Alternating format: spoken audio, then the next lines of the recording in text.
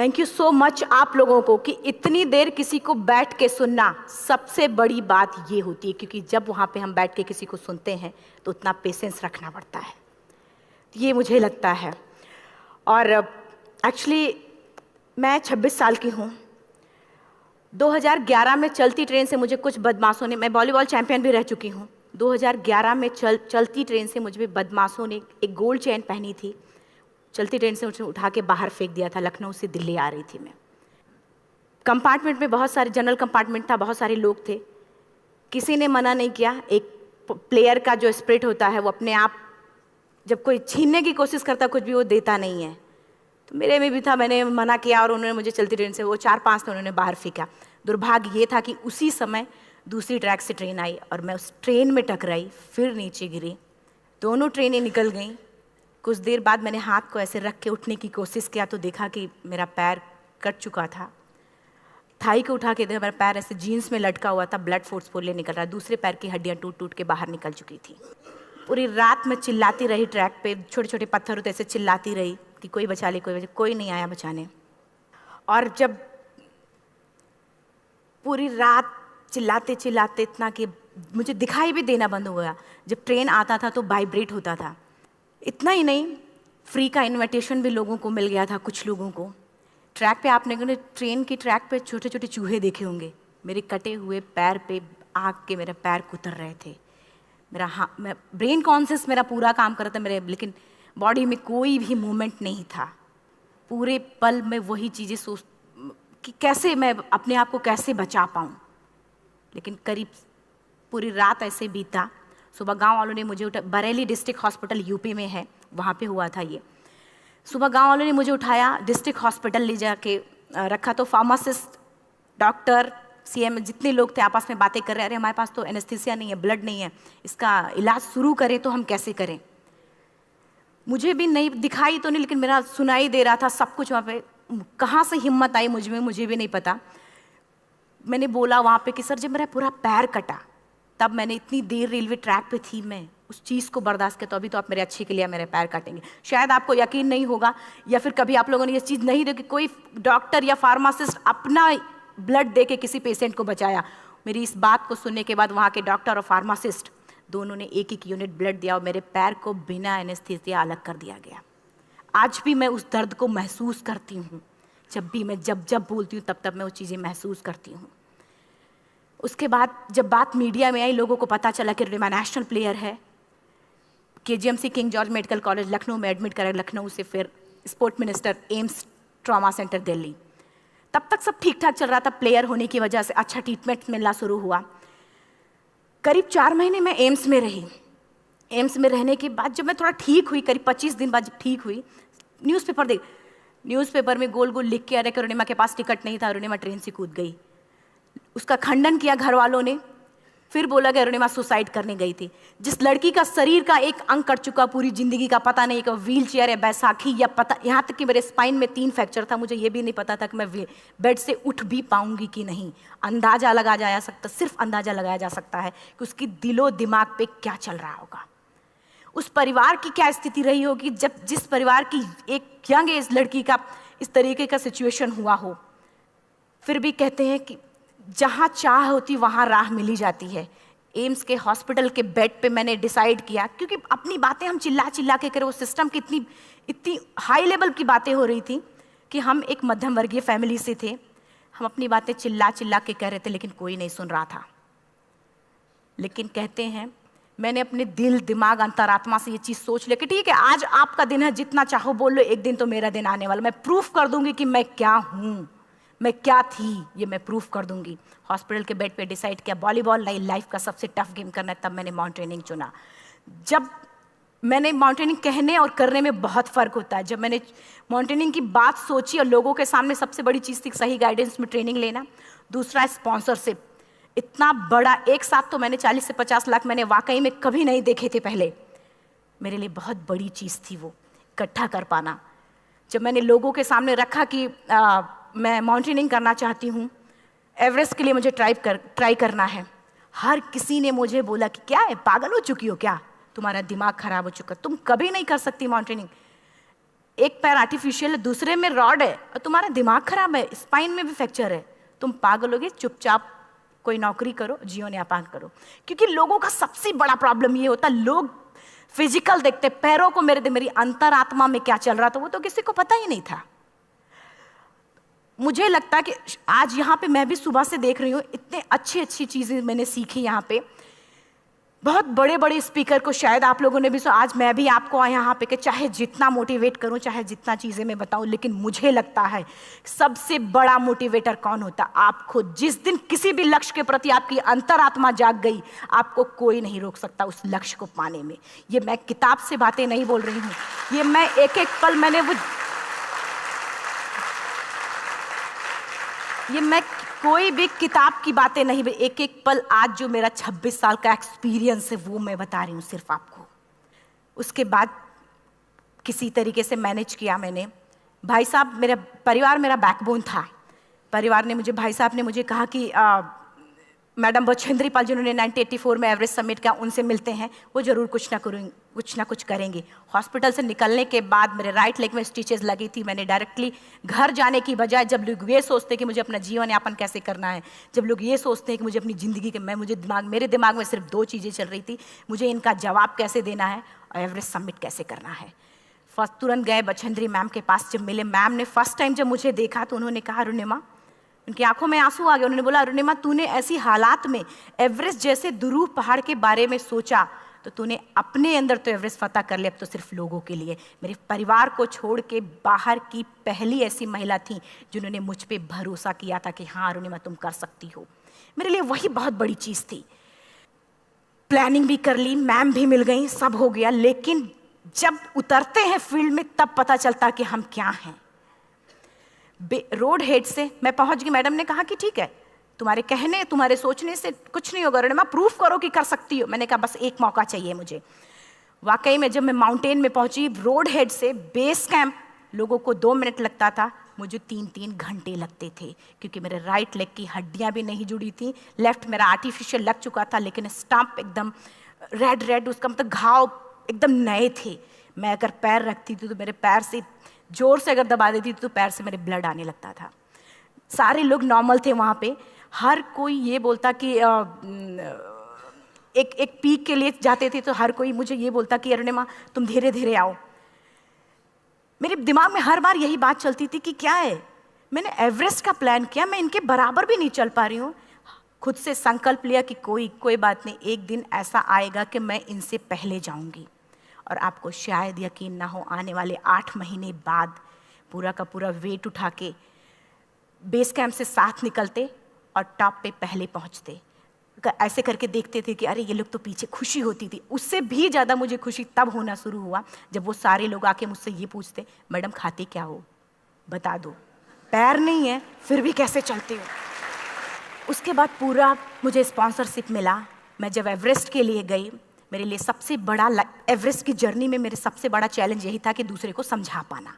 मैं नहीं समझा पाती कि भाई मैं कर सकती हूँ। जब मैं एवरेस्ट के लिए गई, शेरपा होता, शेरपा को जब ये बात पता चला कि मेरा प्रोस्थेटिक लेग है, आर्टिफिशियल लेग है, दूसरे में रॉड, बोला नहीं ले जा सकता, इसकी वजह से तो मेरी भी जान जाएगी। मैडम ने, हमने सबने कन्विंस किया किसी तरीके से। मन वाकई में जो टीवी में हम और उसमें फोटोज़ में देखते हैं, ब्लू और ग्रीन आइस, हिला देने वाला होता। जितना सुंदर दिखता उतना ही हिला देने वाला होता। जब मैं हमारे ग्रुप में 6 लोग थे, रॉकी एरिया तक मैं सबसे पहले थी, लेकिन जैसे ही मैं ग्रीन और ब्लू आइस में गई, मेरा आर्टिफिशियल लेग स्लिप कर जाता था। फ्रंट पॉइंटिंग से, जब मैं फ्रंट क्रैम्पोन से फ्रंट पॉइंटिंग मारती थी, लेफ्ट से पेन होता था तब भी करते, लेकिन आर्टिफिशियल जैसे फ्रंट पॉइंटिंग मूव हो जाता, मेरा पैर ही मूव हो जाता था। शेरपा मुझे बोला नहीं हो सकता अरुणिमा, जबरदस्ती मत करो। मैंने कहा कुछ नहीं, ये मेरा पैर है, मैं जानती हूँ कैसे चलेगा। फाइनली 1, 2 बार, 3 बार करने, 4 बार, 5 बार होल हो जाता था। आइस थोड़ा टूट के निकलता था तो मैं वहाँ पैर रख के जाती थी। कैंप 3 तक ठीक था, प्रॉपर एक्लेमेटाइज किया अपने आप। कैंप 3 तक जनरली गए।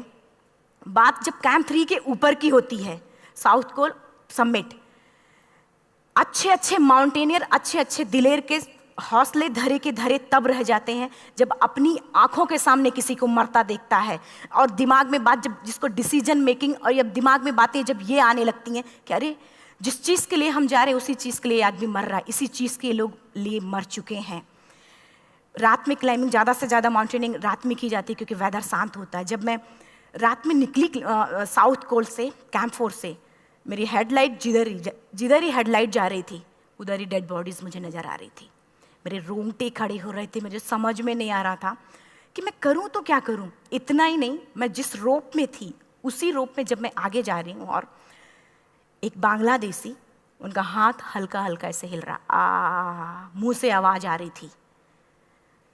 मैं एक्सप्लेन नहीं कर सकती मुझे कितना डर लग रहा था। बार बार ये बार बार मन में आती, इसका ऑक्सीजन खत्म हुआ है, ये मर चुका है लास्ट सिचुएशन में, और हम कुछ नहीं कर पा रहे हैं, क्या करें। उसके बाद मैंने 10 से 15 मिनट सिर्फ मैं वहाँ खड़ी रही। मैंने सिर्फ इतना बोला कि अगर आप सभी में से सभी ने एवरेस्ट सबमिट कर लिया तब तो ठीक है, अगर नहीं सबमिट किया है मैं सबके लिए एवरेस्ट सबमिट करूँगी और जिंदा वापस जाऊँगी। क्योंकि जैसा हम सोचते हैं हमारी बॉडी उसी तरीके से जनरेट करना शुरू करती है। मैंने डेड बॉडी, क्योंकि जा ही नहीं सकते थे किनारे से, उसी रोप में वो एंकर है, डेड बॉडी को लांगी और लांग के जाना शुरू किया। हिलेरी स्टेप साउथ समिट के करीब जब मैं खुद पहुंची, मेरे शेरपा ने एक जोर से झटका मुझे दिया कि अरुणिमा वापस चलो, तुम्हारा ऑक्सीजन खत्म हो रहा है। हिलेरी स्टेप के बाद एवरेस्ट समिट है, थोड़ा चलने के बाद एवरेस्ट समिट है। अगर कोई आपसे ये बोले, आप अपने टारगेट के इतने करीब हो, अगर कोई आपसे ये बोले कि अरुणिमा वापस चलो, कैसा लगता है? मैंने भी यही बोला, सर क्या बोल रहे हो आप, मैं नहीं जाऊंगी वापस। बोला अरुणिमा जिंदगी रही, दोबारा ट्राई करना और एवरेस्ट समिट हो जाएगा दोबारा तुम्हारा। मैंने कहा नहीं, ये आप जिंदगी में गोल्ड चांस बार बार नहीं आते, लाइफ में कभी कभी आता है, ये आपके ऊपर आता, आप उसको पकड़ के रखते हो या फिर छोड़ देते हो। मैं अपना गोल्ड चांस कभी नहीं, क्योंकि मैं जानती थी मुझे स्पॉन्सरशिप बहुत मुश्किल से मिला, एक बार अगर मैं छोड़ देती दोबारा मुझे कभी नहीं मिलता।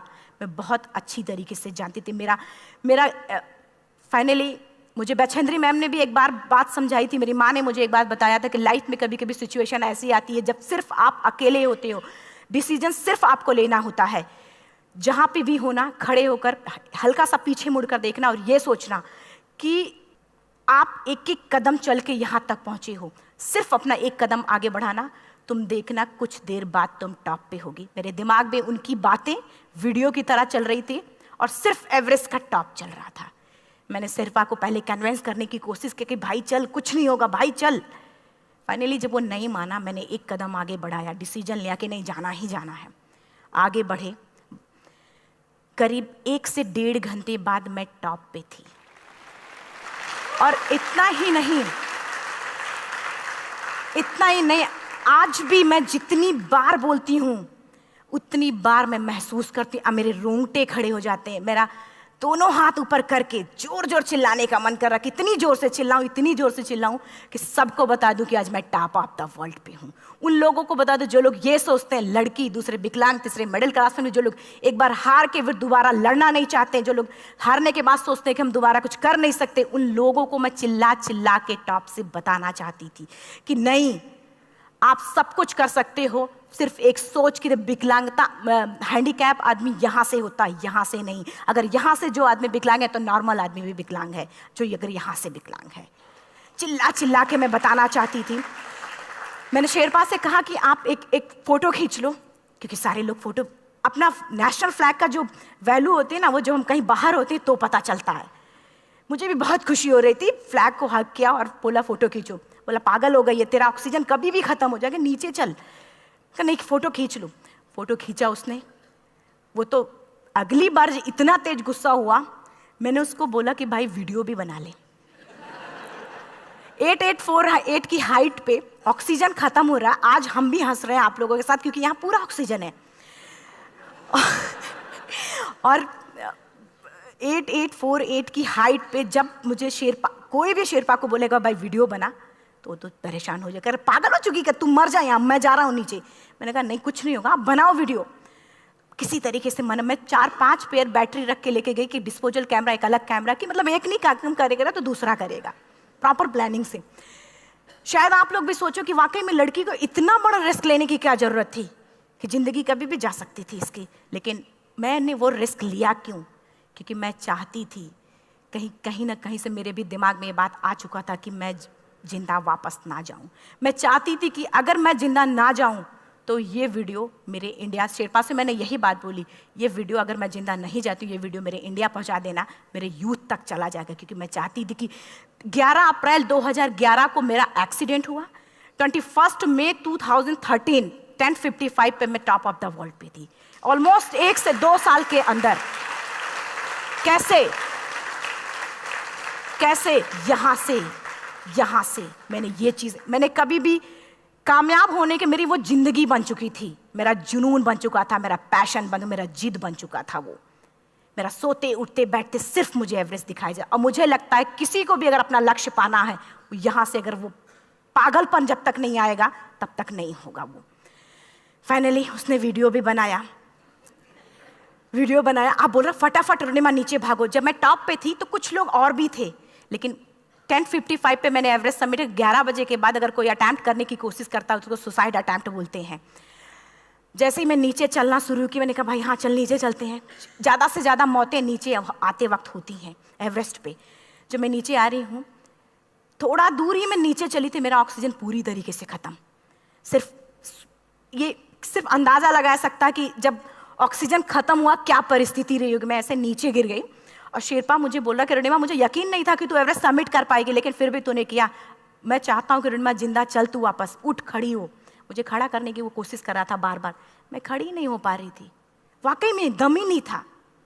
लेकिन फिर भी कहते हैं कि जैसे हमारे नियम होते हैं वैसे ऊपर वाले के भी नियम हैं। उसकी लिस्ट में जब मेरा नाम नहीं है तो वो मुझे नहीं ले जा सकता। अगर दूसरी चीज़, मेरा कॉन्सेप्ट एकदम क्लियर हो चुका था। जब रेलवे ट्रैक पे मैं थी, रेलवे ट्रैक पे 7 घंटे में पड़ी थी, 49 ट्रेन अप डाउन हुई थी, तो मेरा कॉन्सेप्ट एकदम क्लियर हो चुका था। इसका मतलब है कि ऊपर वाले ने अगर मुझे कुछ बचाया है तो कुछ ना कुछ इतिहास रचने के लिए बचाया है। मैंने पॉजिटिव तरीके से सोचा। और उसी समय एक ब्रिटिश क्लाइंबर नीचे से ऊपर आ रहा था और उसके पास 2 ऑक्सीजन, तो उसने एक को वहीं फेंका और दूसरे को लेके नीचे जाना शुरू किया क्योंकि वेदर ख़राब था। मेरा शेरपा मुझे एंकर किया और जाने लगा नीचे, और वो फटाफट उसको लेके आए, मुझे लगाया। उसने बोला रुनिमा तू बहुत लकी है कि तुझे यहाँ पे ऑक्सीजन मिला है। वाकई में ऊपर वाला भी चाहता है कि तू जिंदा रहे। वो मुझे बार बार लकी लकी बोल रहा था। शायद आप लोग में से भी कोई होगा कि जो लक और भाग्य जैसी चीज़ों पे यकीन करता हो, या पता नहीं भी। मैं किसी की भावनाओं को ठेस नहीं पहुंचाना चाहती, लेकिन मैं इन किसी भी चीज़ों पे भरोसा नहीं करती, क्योंकि मेरा मानना है कि लक भी उसी का साथ देता है जिसके अंदर जीतने का जज्बा है। अगर आपके अंदर जीतने का जज्बा नहीं है, चारों तरफ सिर्फ बहाने होते हैं, सिर्फ बहाने, इतना सारा एक्सक्यूज़ होता है। शायद मैं भी अगर वापस आ गई होती तो मैं बोल देती मेरा ऑक्सीजन खत्म है, कोई मुझसे पूछने ना बछेंद्री मन न मेरा परिवार, कोई भी मुझे पूछने नहीं आता। लेकिन क्या कभी मैं अपने आप को समझा पाती? कभी नहीं। फाइनली जो भी था, लक भाग्य किस्मत में नीचे आ रही थी, बहुत खुश थी। माउंटेन, डेड बॉडीज, मेरा शेरपा, ये लोग थे। मैं किसी से शेयर भी नहीं कर पा रही थी कि अरे मैंने एवरेस्ट सबमिट किया, किसी से शेयर भी नहीं कर पा रहे थे। फटाफट मैंने नीचे हील मार के, हमारे से हील मार के नीचे आ रहे थे। एकाएक मेरा प्रोस्थेटिक लेग, पूरा का पूरा लेग ही निकल गया। -60 डिग्री तक टेम्परेचर डाउन हो जाता है एवरेस्ट पे।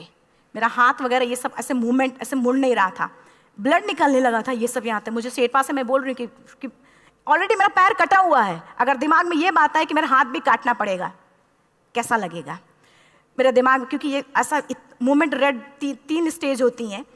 रेड मेरा हो चुका था, रेड, ब्लैक, ब्लू, ब्लैक हो तो काटना पड़ेगा। तो बार बार मैं बोल रही हूँ शेरपा से कि भाई हाथ मेरा कुछ हो रहा है, इसमें मूवमेंट नहीं हो रहा है, यहाँ सबसे ब्लड हो रहा है। बोला रुनिमा कुछ नहीं, जितना नीचे जाएंगे उतना अच्छा होगा। प्रोस्थेटिक लेग मेरा निकल चुका है, मैं रुकी हूँ, मेरा ऑक्सीजन चल रहा, बड़े मुश्किल से, लक भाग्य किस्मत जो भी था मुझे मिला था। शेरपा मेरे आगे है, लास्ट मोमेंट तक वो मुझे बोलेगा, अगर वो मैं नहीं चलती वो मुझे छोड़ के चला जाए। गलती उसकी भी नहीं होती, क्योंकि वो क्या करे, क्लाइंबर की वजह से, या तो अपनी जान वो भी दी, गलती उसकी भी नहीं है। लास्ट में मेरी आंखों से आंसू निकलने लगा। मैंने सोचा क्या करूं अब, रोने अपने आप आंसू ने कहीं ना कहीं से आ ही जाता है। दूसरे पल मुझे समझ में आ गया कि रोने धोने से कुछ नहीं होगा। मैंने आंसू को पोंछा और रोप, जो मेरी रोप थी, रोप को पकड़ा, दूसरे हाथ से आर्टिफिशियल लेग को, पैर को घसीट के चलना शुरू हो गया, क्योंकि मेरे पास यही था। ये तो दूसरा था, गिव अप कर दो ही चीज़ थी। पैर को घसीट चलना शुरू हुआ। कुछ दूर नीचे चलने के आने के बाद रॉक था, उसमें घुसे, पैर को खोला, सही किया, फिर नीचे चलना। Camp 4 to summit to camp 4 3500 feet है, और इसमें टोटल जनरली लोग 16 से 17 घंटे में सबमिट कर लेते हैं। मुझे टोटल 28 घंटे लगे थे। हर माउंटेनियर, चाहे बाहर का या फिर इंडिया का, हर किसी ने ये मान लिया था कि अरुणिमा जिंदा वापस नहीं आएंगी। हर किसी ने ये चीज़ मान लिया था। लेकिन मुझे लगता, जब मैं वापस साउथ पोल पहुंची, जब मैं टेंट का जिप खोला, मैंने हर किसी ने कहा कि अरे तू यहाँ है, हम तो सब सोच लिए थे तू चली गई। हर किसी ने ये बोला था। फिर सब खुशी मना रहे थे हम सब। देखिए, ये सब बताने का मेरा सिर्फ एक मकसद था कि सब कुछ हम में है, हम जैसा चाहें वैसा कर सकते हैं। ऑलरेडी टाइम हो चुका है। मैं एक चार लाइन की पंक्ति सिर्फ बोलूँगी। मैं एक्चुअली, मेरा एम है कि मैं वर्ल्ड के जो कॉन्टिनेंट हैं, कॉन्टिनेंट के हाईएस्ट पीक समिट करूं। एशिया का एवरेस्ट हो चुका है, अफ्रीका किलिमंजारो हो चुका है, यूरोप का एल्ब्रुस हो चुका है। 23 नवंबर को मैं जा रही हूँ ऑस्ट्रेलिया हाईएस्ट पीक के लिए। बस आप लोगों की गुड विशेस चाहिए। और 4 लाइन, अभी तो इस बाज की असली उड़ान बाकी है, अभी तो इस बाज की असली उड़ान बाकी है, अभी तो इस परिंदे का इम्तहान बाकी है, अभी अभी मैंने लांघा है समुद्रों को, अभी तो पूरा आसमान बाकी है। Thank you so much, thank you.